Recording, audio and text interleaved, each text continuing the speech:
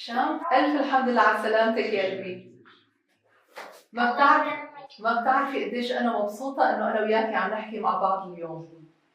وأنا مبسوطة أكثر. أنتِ بتعرفي إنه شديتي قلوب السوريين كلهم بقوتك وصلابتك وتمسكك بالحياة. أنا كتير فرحانة لأنه عم بحكي معك.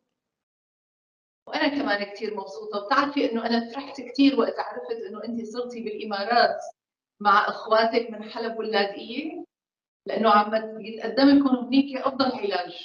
إن شاء الله بدي أركب أجرين وأجي لعندك. بدك ترجعي لعندي واقفة على رجليكي وقوية ومستعدة كل صحتك، ما هيك؟ إن شاء الله بإذن الله. أنا بانتظارك عشان سر. أنتِ قوية كتير. ها، إيه، أنتِ بتعرفي هذا الشيء، ما هيك؟ ما شفت إلا صارت تهز الأرض وصوت قوي، بس أنا ما خفت من الصوت القوي.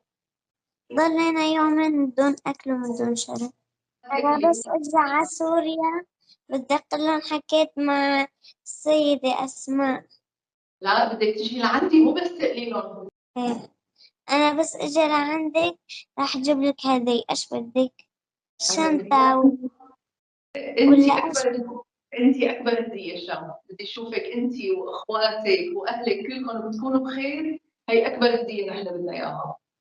سلمي لي كثير على البابا وعلى الكل اللي حواليكي، وقت بدهم يجوا لعندك الدكاترة والممرضات كثير سلمي لي عليهم وقولي لهم شكرا كثير على كل شيء هن عم يقدموا لك إياه. إيه، هن حبابين كتير. الحمد لله الحمد لله.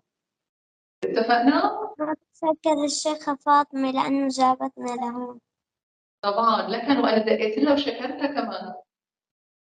إيه. لو ما هي تدخلت يمكن ما كنا قدرنا نطلعك. وأنا بانتظارك بس تجي، بس تكوني صحتك منيحة. إيه، إن شاء الله. بوسك كثير كثير كثير. يلا باي. شايفة هذا القلب؟ إيه. هذا مني لإلك. تسلمي، يعطيك ألف عافية على القلب. أنا بحبك كتير.